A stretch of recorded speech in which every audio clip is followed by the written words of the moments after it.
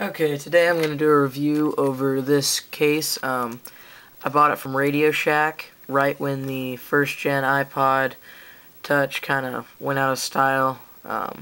This was right when the second gen came out and all the cases for it started coming out, and when the first gen just started to die.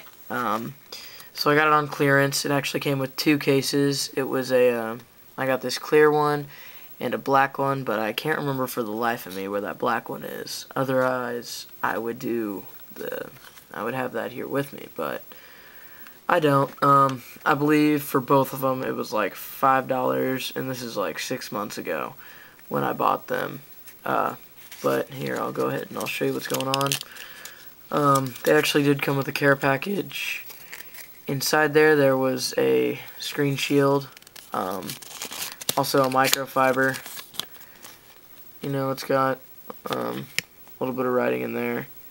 I guess it was made by Mercury Innovations. It's kind of got a little bit of that going on, whatever this is. But I keep my cases, of course, unless I'm doing a giveaway. Then I obviously don't keep them. But when I do keep my cases, I like to keep the little care packages just to keep the cases from bending over and getting molded like that. Maybe it falls under a book and gets molded like that. It'd be a lot better if it gets molded like this. So that's kind of why I do that. If you notice, it is foggy. It's not super clear. It claimed, like I remember the package saying clear and black cases. This is obviously not crystal clear. It's foggy. It's really thin silicone. Like, if you look at it, some silicone cases, they don't bend quite like this. They don't cripple in like that. They'll just kind of bend like this. They don't do the whole to a point thing here. Again, really thin silicone. I found the light sensor and everything still works through this one. I remember on the black one though, the light sensor was not working. The one where if it's dark out, it'll dim your iPod backlight down a little bit, or something like that.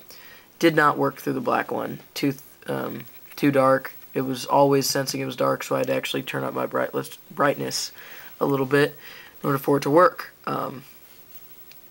Anyway, if you notice right here, obviously where the home button goes, it is super, super thin silicone right there. It indents a little bit.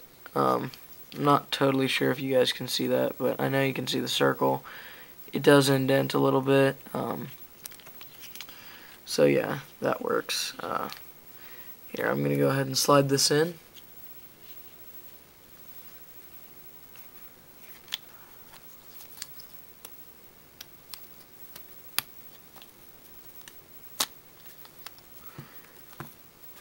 Goes on a little bit crooked. It is kind of sticky on the inside, so it's kind of hard to get perfectly aligned, but it works.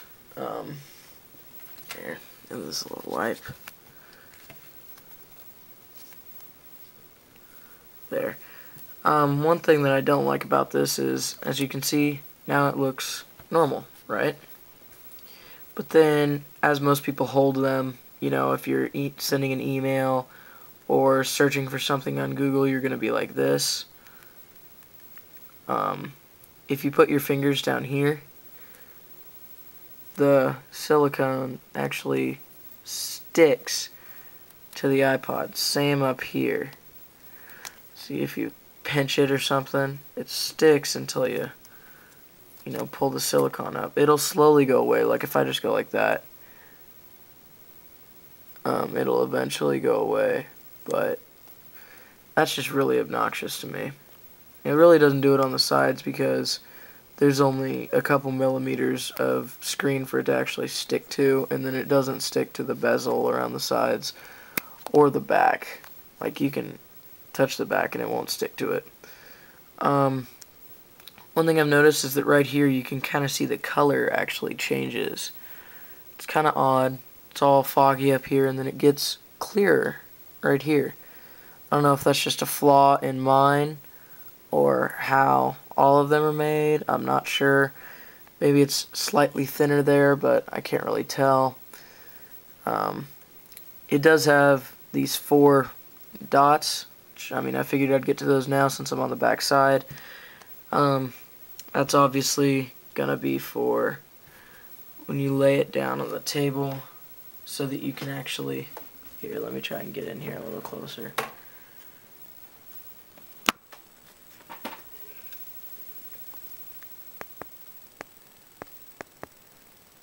So it's not completely touching the table, it's always sitting on those 4 little pegs instead of the table, which, I mean, I guess that's a good feature.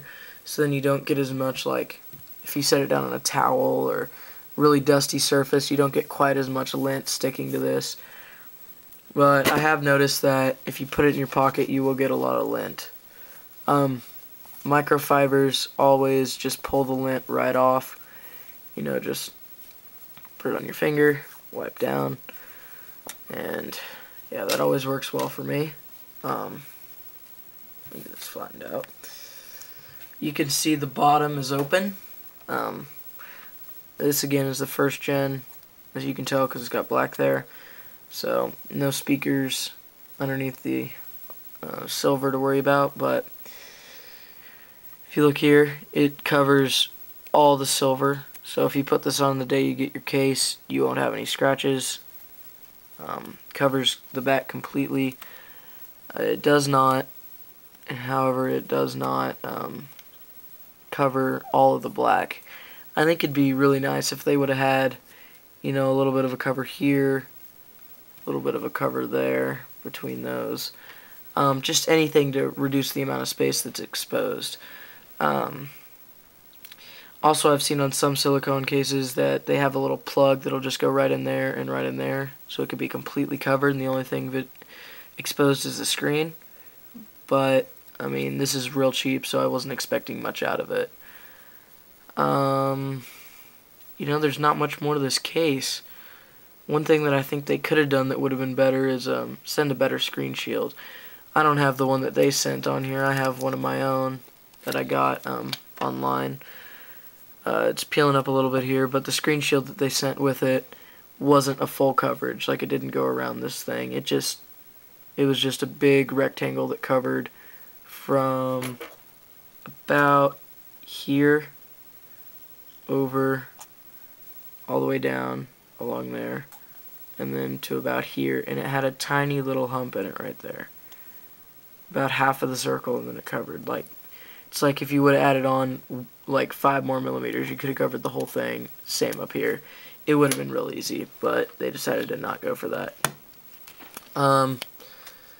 So yeah, that's a review of, again, the Mercury Innovations silicone case. Got it from RadioShack, real cheap. Don't know if they still have them. If they do, I mean, I'd get them now. Also, if you can see in my bin, next thing that we're going to be working on is an iPod dock. I actually got this one a couple of weeks ago. It's really nice. It's $130 from Walmart. Definitely worth it. I use it every night, every morning. It does not have an alarm clock on it, but we'll go over that all next time. So, thanks for watching. Don't forget to subscribe.